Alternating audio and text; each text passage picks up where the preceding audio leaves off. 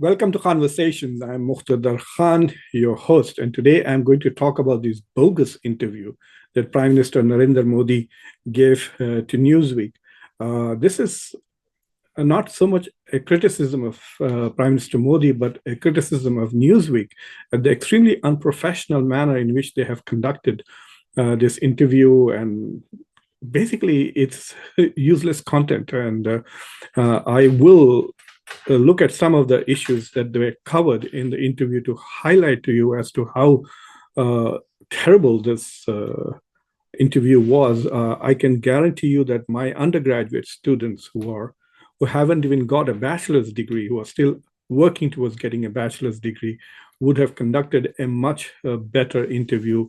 But I think because Prime Minister Modi is so reluctant to give interviews, so reluctant to take extempore questions, so he wants to be very careful with what he says, and therefore he wants to give written answers.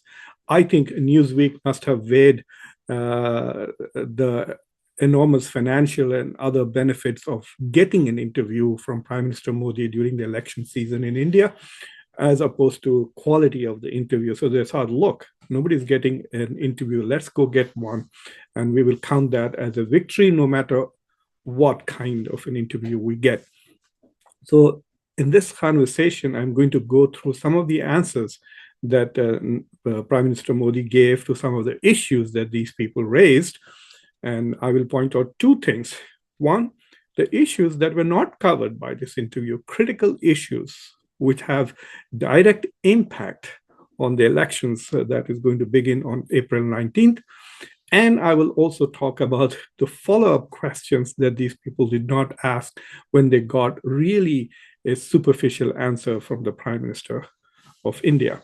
So, but before that, subscribe to Conversation, like this video, press the bell icon, and share this video with as many people as possible, and especially if you have friends and connections in the Newsweek news desk, then please forward this video to them, let them see. So first, before all of that, I want to point out that there was one answer that Prime Minister Modi gave that I thought was very interesting and had long-term implications for India-China relations. And so I have already done a separate Conversations in Hindi. You can see that at the end of this video. I'll post a link to that conversation. And I think that that answer that Prime Minister Modi gave on the question of the border dispute with China is a very interesting answer. I see that as opening a door for reconciliation between India and China has already responded to it positively. So I think something good is going to come out of this interview if India and China can start moving faster in reconciling the border dispute that is ongoing and having a huge geopolitical impact on both the two countries, as well as the region, as well as the world. But coming back to the rest of this interview, which I think is just garbage, and it's just bogus, it's undeserving. But anyway, this is a cover story for Newsweek. They have the photograph of Prime Minister Modi on their cover, as you can see, and this is their main story this week. And I guess they're very proud of this scoop that they have got. Anyway, the things that they have not covered in this interview, which I think are critical, is number one. They did not ask about CAA. There were so many reports in the Western media, and especially after India's Home Minister Amit Shah constantly keeps linking CAA and NRC, and there's huge fear that it is going to undermine the citizenships of Muslims who live in India and is a discriminatory law. This was a good opportunity to get Prime Minister Modi to himself to speak directly on this issue. And Newsweek did not do that. Maybe they sent a question and did not get an answer, but they did not tell us that they had asked a question like this, which the Prime Minister did not answer. If this was a straight up video interview, we could see them asking this question and then the Prime Minister choosing not to answer that. That itself is a message. They did not ask about Manipur. They did not ask about the electoral bonds and the whole scandal of the electoral bonds. It's pay to play anymore. governments, not just the BJP government, but other regional governments are also taking a lot of money, thousands and thousands of crores of rupees from politicians and political parties. And so the question is, what are they giving these companies back? Why are engineering companies and other companies giving so much money to politicians? That would have been a good opportunity to ask the Prime Minister. And of course, there was no question about unemployment. This is one of the biggest issues of this election. It is one of the biggest problems in the Indian economy. It has a GDP growth with very low job creation. And so more and more people are becoming unemployed in the country. And I'll talk about it more further down the line in this conversation. One question that needs to be asked to Prime Minister Modi, which nobody in the Indian media nor in the Western media ask, that while he constantly talks about GDP and GDP growth, and India is now the fifth biggest economy when it comes to GDP, India is ranked about 100 or 120 when it comes to GDP per capita.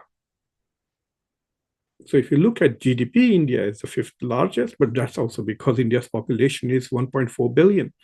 But India's GDP per capita is 2,800 and some dollars.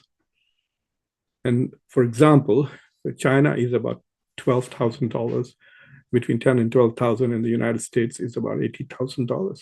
So when we talk about catching up, India catching up with China or with US, it's always in terms of total GDP, never in terms of GDP per capita. So that's an important question. I wish somebody would ask him that, and I would like to know what his answer would be to that.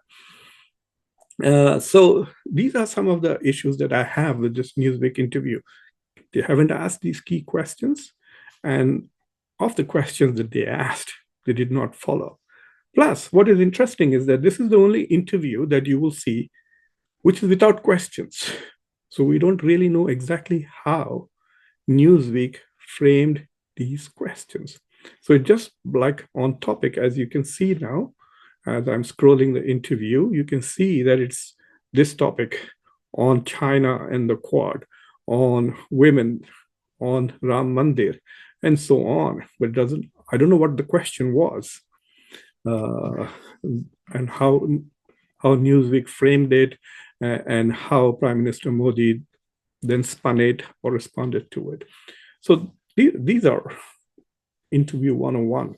I'm not a journalist, but I've done enough interviews myself to fully understand the importance of knowing what the question is in order to appreciate fully the answer that is given.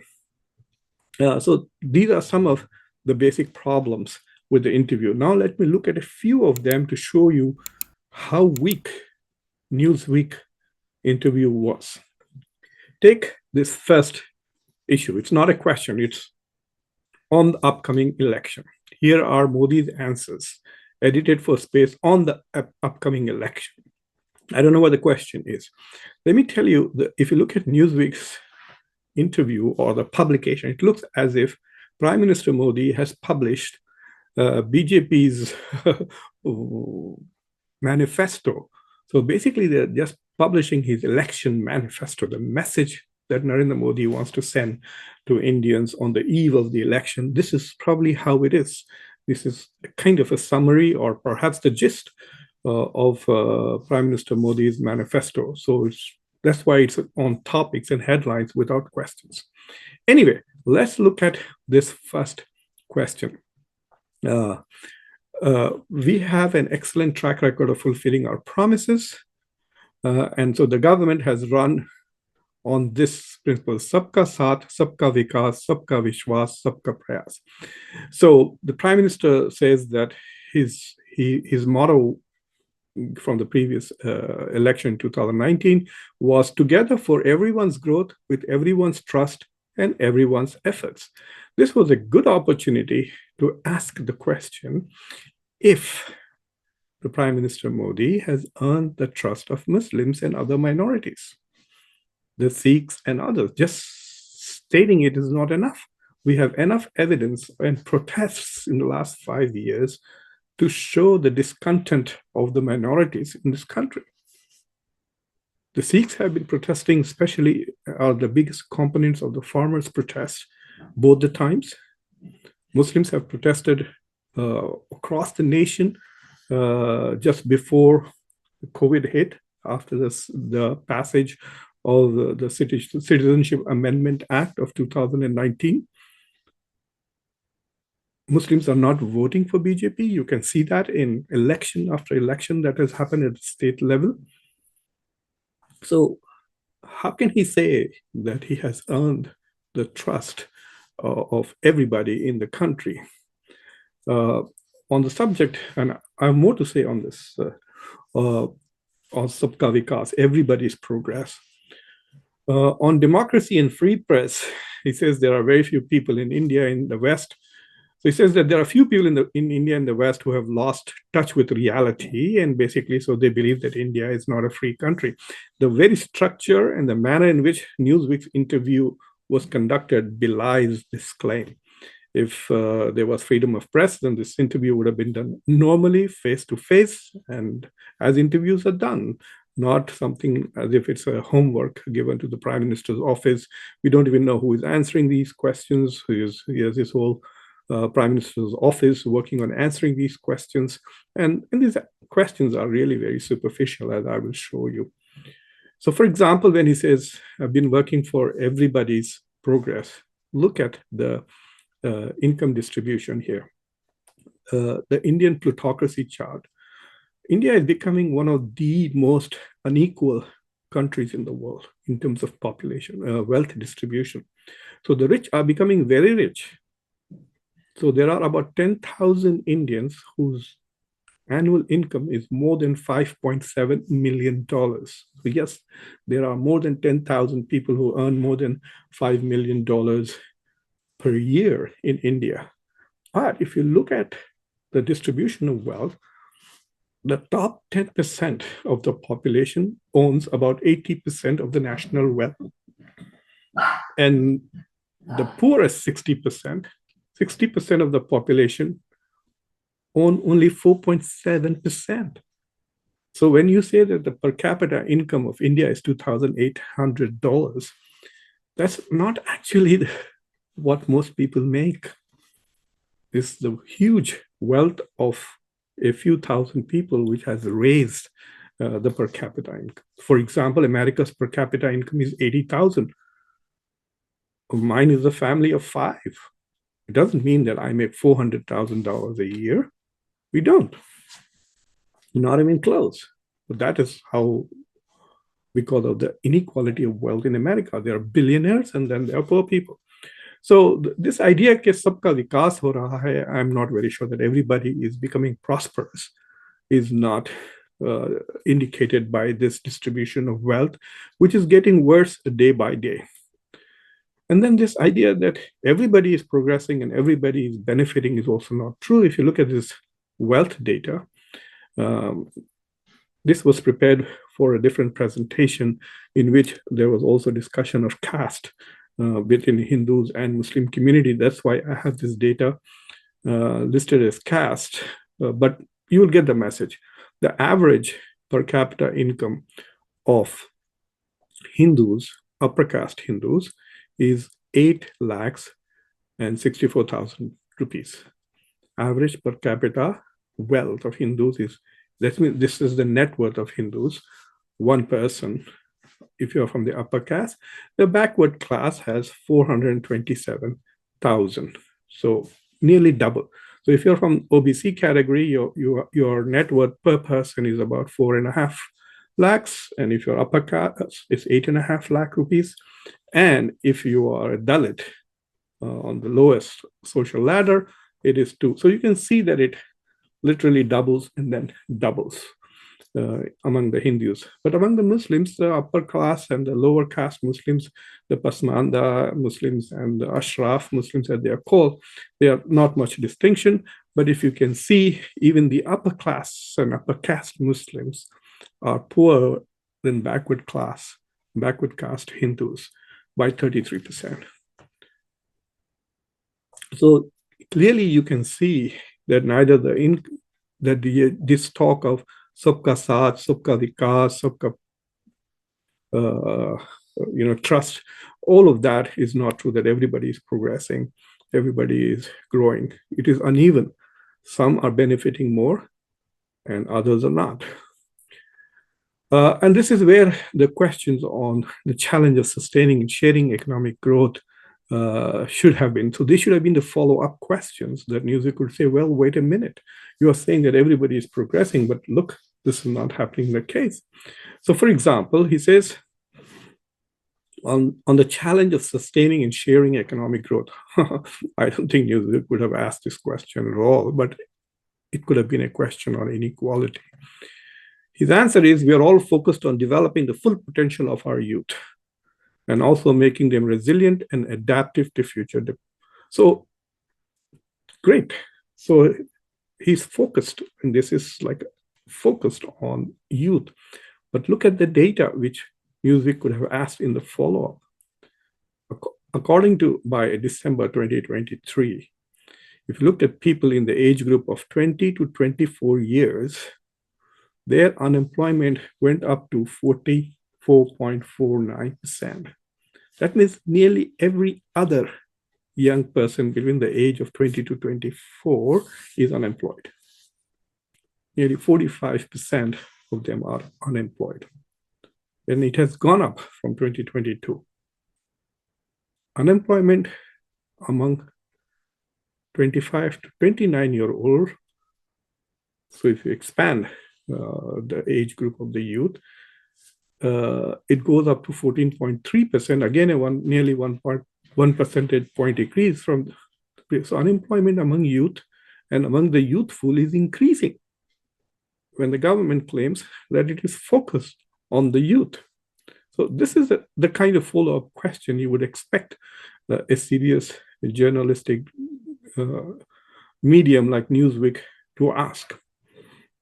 On the issue of Indian diaspora, this was such a disappointing statement as well as discussion, no discussion at all. He says, I understand the potential strengths and desires of the Indian diaspora, and he talks about how they are nostalgically attached, etc. But there is absolutely no discussion about what is going on with the Sikh diaspora in the United States and Canada and Australia and in UK, in all these English-speaking countries. The Sikh diaspora has been protesting against India. They've been conducting referendums to seek a separate homeland. In Punjab, they are having Khalistani separatist referendums. They have attacked Indian embassies. So this whole story that India's minorities are very happy with India and the minorities and the diaspora is all very nostalgic is not true. And I don't know why Newsweek would allow the Prime Minister to construct such a narrative without asking him serious questions. Then why are you going around or being accused of going around and trying to kill members of the Indian diaspora?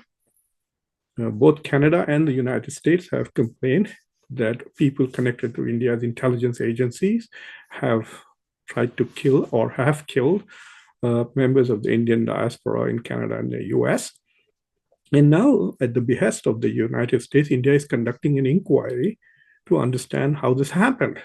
None of that was asked. This is a very serious issue. This impacts US-India relations, Canada-India relations, and with the accusations that the Guardian made about this government's alleged activities in Pakistan, where they may have killed 20 people associated with terrorist groups in India.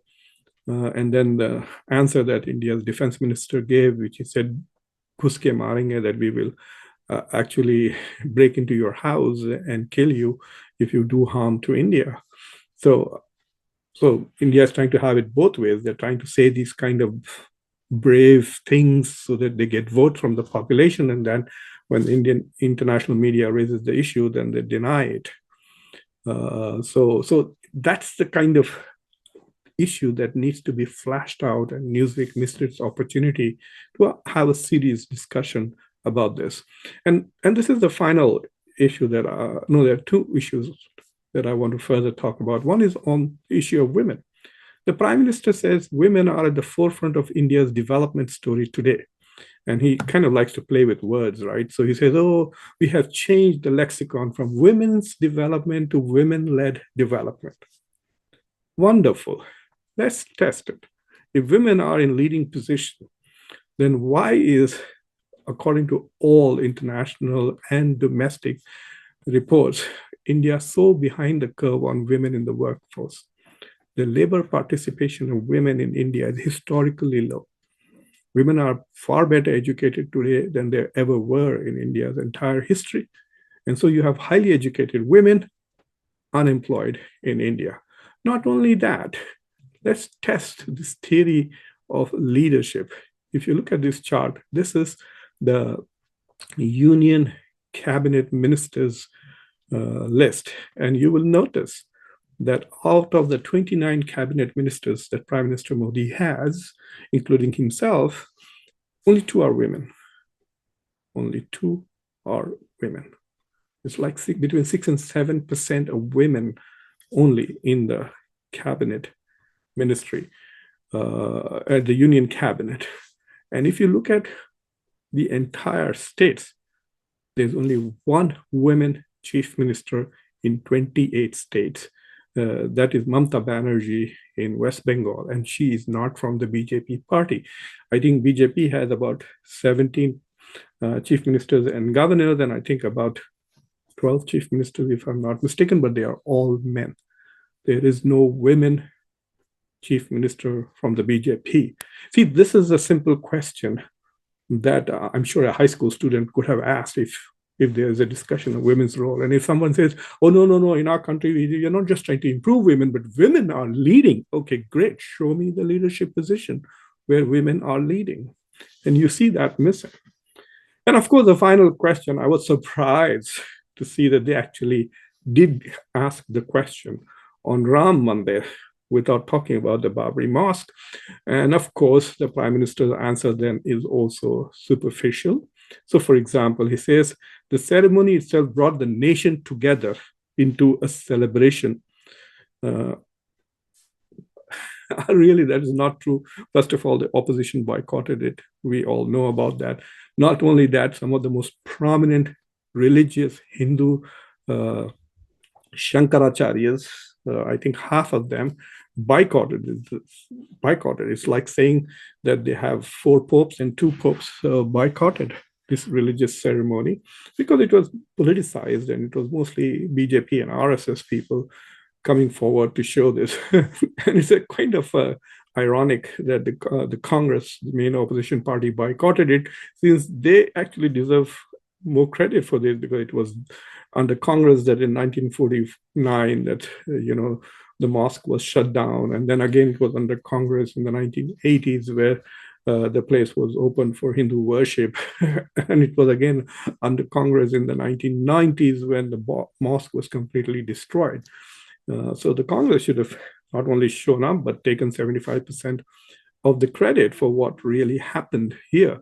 But nevertheless, Prime Minister Modi has taken credit for it. But I was in India at that time, and I was in Hyderabad, I think on 21st or 22nd of January. I was scheduled to give a talk at Maulana Azad University in Hyderabad. My talk was scheduled for 11 o'clock, and then a day and a half before, the person who was hosting me, the dean, called me and said, we are very sorry, we have to reschedule. Can you do it in the afternoon? But that afternoon, I was scheduled to speak at Hyderabad University, Hyderabad Central University of Hyderabad. And so I missed that opportunity because the federal government had insisted that all government-related institutions do nothing until 2 o'clock so that students and employees and staff could watch. It was like made mandatory to watch the inauguration of the religious ceremony. And I was in Delhi also after that. And I can tell you that Muslims were quite unhappy, destroyed. They felt very powerless and helpless. And there were lots of people who were genuinely sad about what had happened to the Babri Mosque. So this idea that the whole country united is not true. One of the things that supporters of the Bharatiya Janata Party like to say is that, oh, Muslims are not a minority. They are nearly 200 million. So they are a second majority in India. Well, if Muslims are second majority, which I find quite a silly argument. Even if Muslims are 49% and if Hindus were 51%, then Muslims are a minority and Hindus are a majority. If you are more than 51%, you're a majority. But anyway, even to their thinking, then he should have realized that one of the two majorities was not behind this temple as it was inaugurated. So there are these serious questions that Newsweek could have asked, and it didn't. And so shame on Newsweek that they try to, I'm sure they're trying to basically exploit Prime Minister Modi's popularity and hope that the circulation of Newsweek will increase, because from a journalistic point of view, from a knowledge perspective, this interview adds nothing. In fact, it's a misleading narrative by the Prime Minister of India. It is more like his manifesto than answers to probing questions. So I hope you find this conversation interesting. You can go and read the Newsweek interview but as I pointed out, it's really worth nothing. So anyway, so I hope I made you think about the role of media and the absence of free media in India. And so please subscribe to Khanversation, like this video, press the bell icon, share it widely. You can understand the importance of autonomous, independent media by just this, seeing the contrast between Khanversation and Newsweek. So please subscribe to Khanversations. And until next time, I'm your host, Muqtedar Khan. Take care.